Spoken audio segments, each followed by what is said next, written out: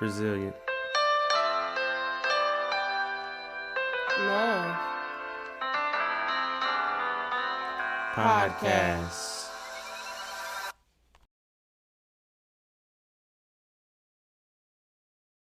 Hi, I am your host, Quentin, Hi, I'm your host, Brianna. and together we make up this amazing podcast called Resilient Resilient Love. Love.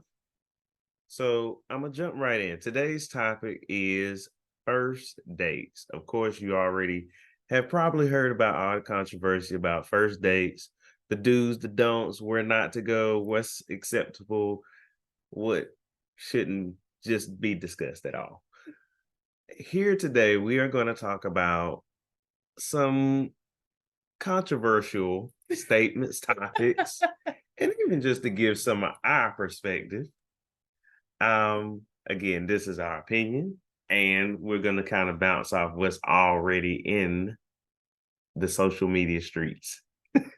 Right. So, just as a background, Quentin and I have been married for 4 years, and we have been in each other's lives since middle school. But we'll get into that story another day. Let's jump right into what we like to do as our quote of the day. So the quote of the day says, "A perfect date is probably something somewhere where you can kind of communicate and talk to the person. I don't like the movies as first dates. I don't think that's a good idea because you don't really get to talk to the person. I think taking a walk or just having one-on-one time with the person is best." And this quote comes from Selena Gomez. So Q, what you think? So I agree with Selena Gomez, uh, but so I agree with her slightly. I'm 50% in agreement. So what 50% is the agreement? Because I think you still can go to the movies if you're willing to do a supplement. And she didn't keep an open mind about it. And what I mean by that is basically dinner and a movie. Who has not heard of dinner and a movie? I mean, I like dinner and a movie. Right. It's pretty common. You can't be labeled as quote unquote cheap unless you go to Mickey D's, I think. We'll get into that though. But anyway, yeah, I think dinner and a movie, not just because.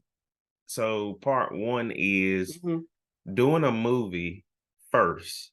So you got to put it in order. Doing a movie first, okay, helps bring conversation at to the a date. dinner.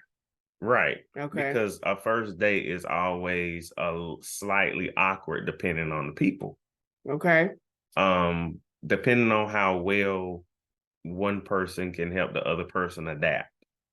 All right. And that's pretty much how I see that. That's why I partially agree with it. For me, automatically when Selena Gomez chose to put the phrase "a perfect date," I personally feel like yes, you do need to have a point in time of the day, of the night, where you have a one-on-one conversation with the person.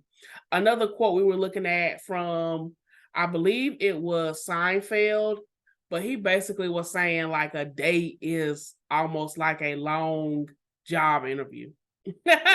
And honestly, I agree with Seinfeld a little bit more than Selena Gomez, because if, for example, Quinta and I, we had an outing, we didn't call it a date at that time, but the outing was a football game, right? Mm-hmm. But then another time we went out, it was dinner and a movie. Now, I'm not saying that particular order is the best order, because he could have did dinner and a movie, and then the next activity was a football game. You know, are you really doing a whole bunch of talking at a football game? I mean, really?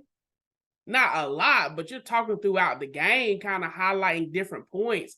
So what I'm saying in short is a perfect date to me is a setup or a time where you and the individual are able to engage in bottom line getting to know each other. And getting to know me doesn't mean just walking in the park.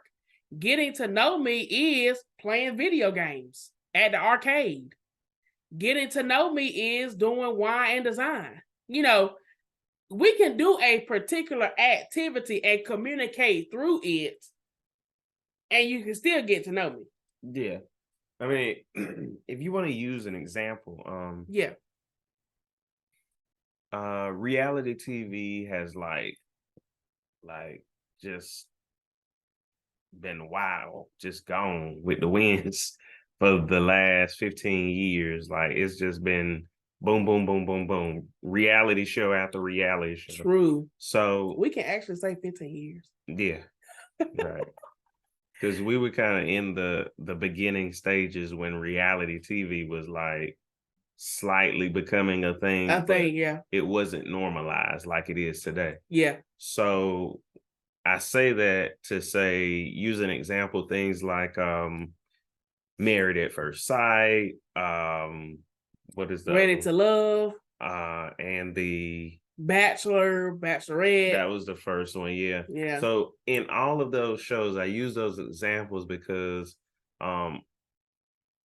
they're more sight unseen now, like Married at First Sight Or Love is Blind. Love is Blind. So you're learning the person without seeing them. Yeah. But prior, it was more of you're doing activities with the person.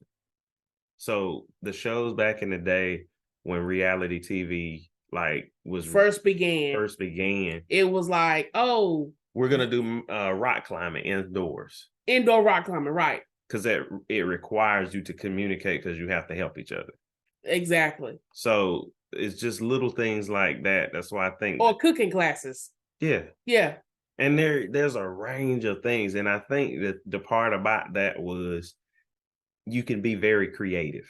Yes. And step outside the box. That's what I was trying to say earlier. Like really, truly doing an activity and communicating through it.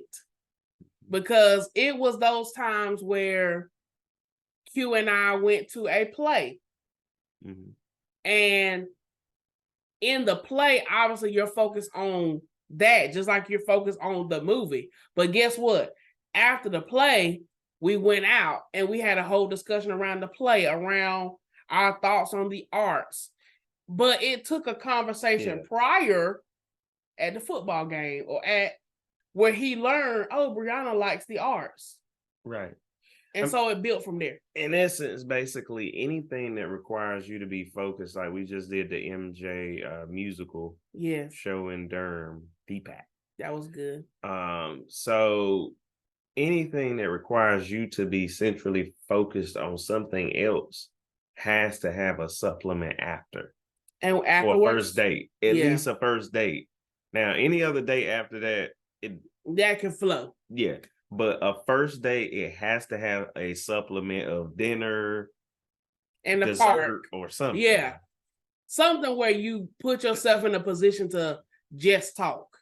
Right. Yeah. Because first dates also are based on what you gather from the person's personality and what they may like. After all that phone yakking on the phone, as the old folks say. Sometimes it's not though. Sometimes it's literally, I see you at work. I like you. Let's take this from the job to a location. Right. Yeah. But let's just say I have never talked to you at work. I just noticed you. Okay. So some people, like, it's not always familiarity. It's like, I saw you, I want you, I'm taking you on a date. Mm-hmm. Case closed. Case closed. Mm. So. All right, Mr. Baker. Good. So that was our quote of the day. So you guys let us know, what did you think of the quote of the day? It came from Selena Gomez. We'll have that quote in the show notes for you to kind of go back and look at it. So let's jump right in, because the TikTok, the Twitter, all these social media platforms are just rewired right now. They are live. They are lit, as the kids like to say. I mean, they just fired up, bottom line. And why are they fired up? Because of a woman who refused a date to the Cheesecake Factory. So we're going to jump in with a quote from GQ. So this quote from GQ is, if you use the internet as your guide, you'll quickly find that there's no right place to take a first date. Earlier this year, a woman went viral on X, as we know, Twitter, for complaining about a Hinge date proposing a bar too close to his apartment. In 2022, a man canceled a date with a woman after she suggested meeting at Starbucks. Most recently, a much discussed TikTok video showed a woman refusing to get out of the car when she discovered her date had taken her to the Cheesecake Factory. Needless to say, the 2023 dating scene is fraught. Yeah. And honestly, we reviewed the video. And I mean, later, as we all most know, if you're listening to this or watching us on YouTube, then you know that it turned out it was like a little joke. It was like a little play on situation. But even though sometimes it's probably not a play, like I'm sure somebody has taken full advantage of this trend. Mm-hmm. Like us. Well, no, I'm just saying somebody went on a first date. Like, there's really somebody that's probably thinking like that. Oh yeah, even though it's a joke. Yeah, I'm not Cheesecake Factory. Like, now, who is that? I'm Benihana's. Like, something you can't just go get everywhere. Right. So, and yes, I just said it. We jumped on the trend, but it has value on Resilient Love. It has value.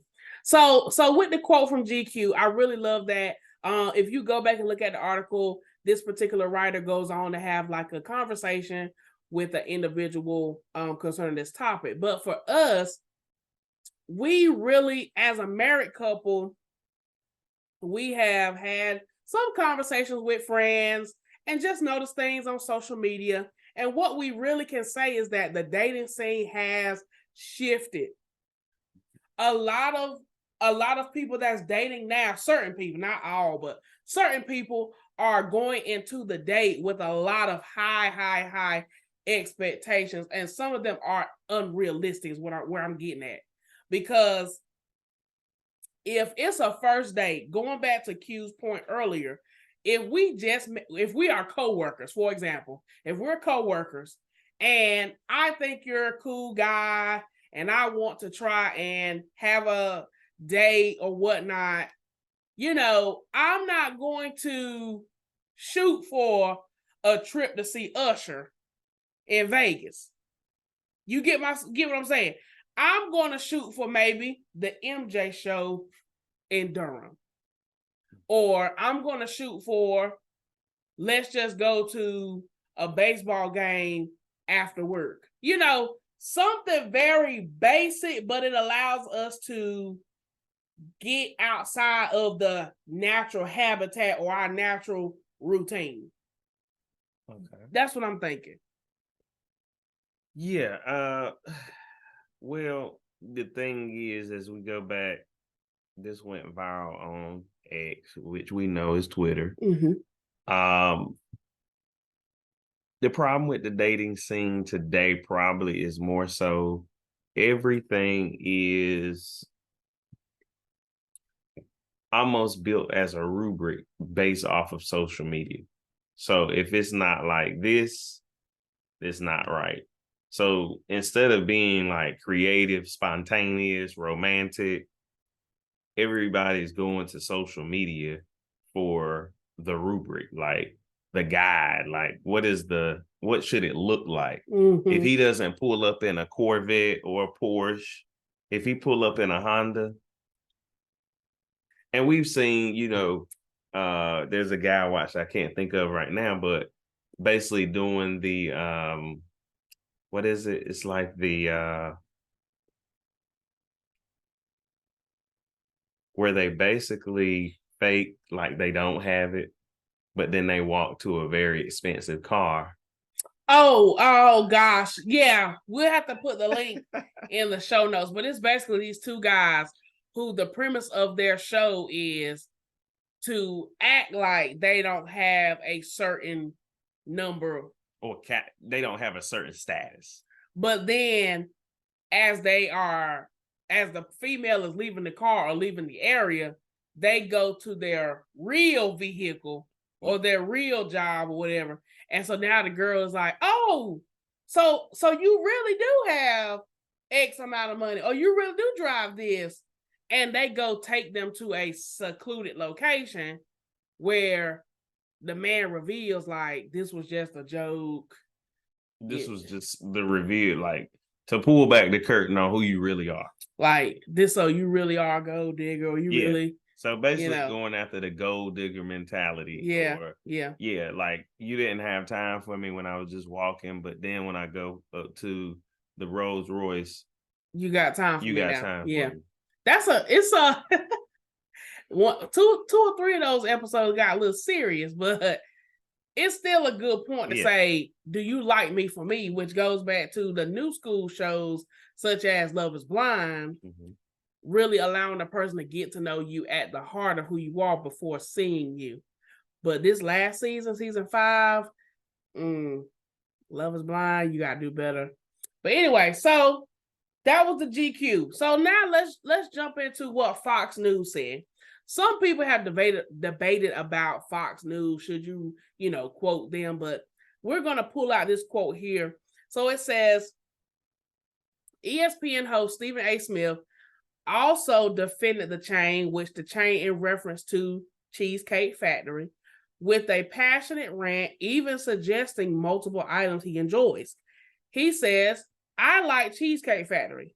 I like their popcorn shrimp and stuff like that. Shrimp scampi and all that stuff. I used to love all that, but I digress. Smith is also a fan of the chicken sandwiches on the enormous menu. He goes on to say, my point is, what's the problem with the Cheesecake Factory? And that's me and Q point. What's the problem with it? For my birthday this year, we went to Cheesecake Factory with our friends, and it was a great time. It had been such a long time since we actually went to Cheesecake Factory. And to be fair, we were not thinking about this situation when we went to Cheesecake Factory. It was suggested by our friends, and we're glad they suggested it. But in their suggestion, obviously we had to read through the menu. And Cheesecake Factory has a lot of options. You can go there and get a burger to top of the line to whatever. I mean, Cheesecake Factory hits every point. And the reason why they're called Cheesecake Factory, obviously, is for the cheesecake. Right. But they have expanded their menu past cheesecake. Yeah. So, yeah. I mean, it is enormous. Yeah. So, with that being said, when it comes to that particular situation, and of course, the other two that were mentioned from the GQ article, people have their own preferences, right? We get that. But for us, we really want everybody to know the importance of just getting to know the person. Right. Because when you get to know that person, the ultimate goal should be to date with a purpose. Right. And the purpose should be to get married. And so or make sure, if not, that okay, I don't want to waste this person's time anymore. This is not the one for me. Exactly. So because everybody's not gonna be a fairy tale after. It's basically the interview. You got the job, or you don't. Or you got the job. Can you keep the job? Ooh. So yeah, you guys, like he said, that was a good point, babe. You really got to know that either A, we are going to go down the altar and get married, or B, we just going to remain good friends, or C, I don't want to talk to you, kick with you, anything ATL style. So it could go either way. It's multiple choice. All right. So we're gonna switch gears, right, babe? Mm-hmm. So let's go to the next one. Okay, so what we have now is our last part of the show today, which I think is going to be pretty good, and you all can kind of share your feedback as we go through. But this time, we're actually going to be very direct from our perspective. Right. We have a list. The list from Instagram of the worst dates. 28 locations of the worst dates. I think it was 28. So anyway, it's the list of the worst dates, and we're gonna just do this. What style? So basically, we're gonna do it like 1, 2, 3, 4. We're gonna bounce back and forth and give a yay or nay. Yes. So and we might add some commentary on some of them because some of them are commentary worthy. Commentary. Okay, here we go. I went to go back and find the original post. Okay, just to make sure I had. Okay. Anyway, the post comes from Beige Cardigan. That's their Instagram name, Beige Cardigan. All right, let's do it. All right. What it is we're going to put the list down in the description box to a link. And we want to know what are the top dates for you. These are the top worst dates. But what's your most controversial on this list? What's your top 3 most controversial on this list? As in, I would not do that. Right. Okay. I would not do my house, which is number 7. I would not do hookah bar, which is 25. And I would not do a nightclub, which is 24. You? For me, Waffle House is a no. Absolute no. Church is a no. And family functions is a no. That's just no. Why? Because church, depending on churches, and I can only speak from my perspective, churches involve family, churches involve familiar people, and that's too much too soon for a first date. Okay. So same thing for family functions. Too much too soon for a first date. You all know some of your family members will try to marry you on your first date. Be honest with yourself. Be honest right now. You don't have to say anything. Just be honest. Just be honest. Take 1 second and think about those particular family members that will marry you off, especially if you like in your late 20s or 30 or over, you definitely married. After they see the person, that's it. Yes. They're going to ask. If grandma see, where's Boo Boo?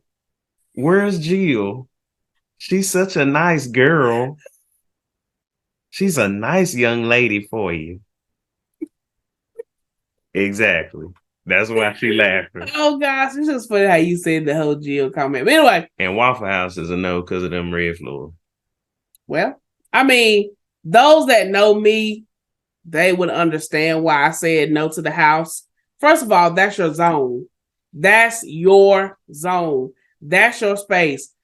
Honestly, and it's been a minute, but knowing where I stay is okay, but that would have to be like date number 5 or 6. Knowing where I actually, like, this is where I stay. It took me and Quentin a while, even though we knew each other prior, like as in school, we hadn't went to each other's house like that, but you only knew people houses because of the bus. We rode the bus together. But in an older setting, like especially today's time. Did we ride the bus together? Yeah, once. Oh, once. Yeah. Did you find out where I stay? Yes. Oh. Because the bus. I never found out where you stayed. You found out because I was outside. Oh. Anyway.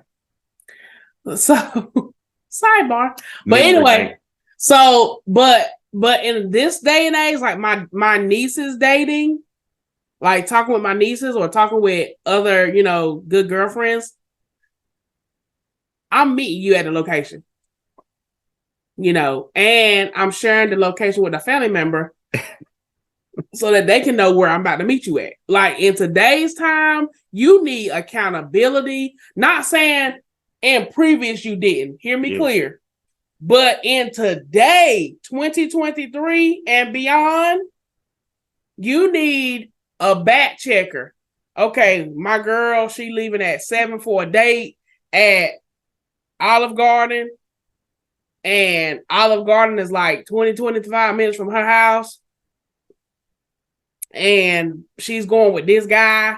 She knows this guy from work. Like you need somebody who has the 411. So to take this to a serious point before we close out, no matter what location, even if you chose your house, even if you chose the hookah bar or the nightclub, you still need accountability.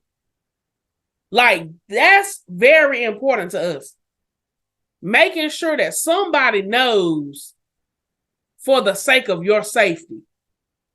Because God forbid anything serious were to happen on that date, at least one person should be able to say, I know where such and such was at. The last thing such and such told me was they were going to Olive Garden at 7 o'clock on Friday. Okay, well, that's a little controversial moment.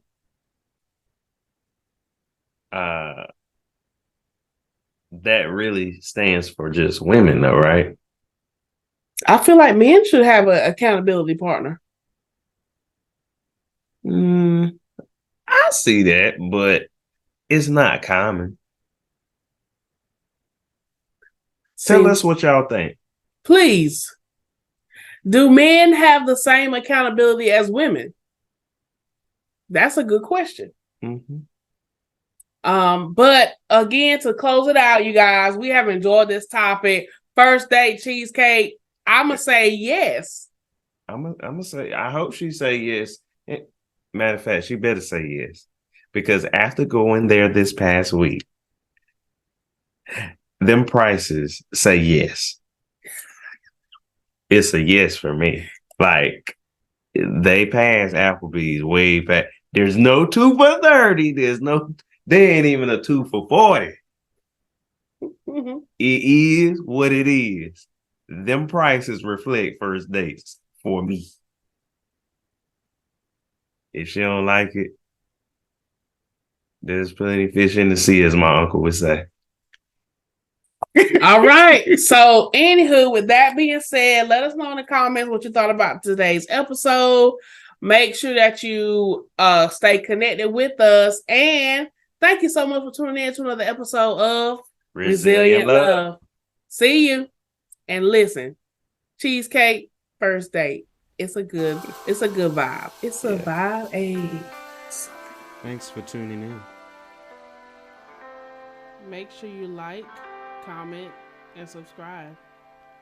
See you in the next one.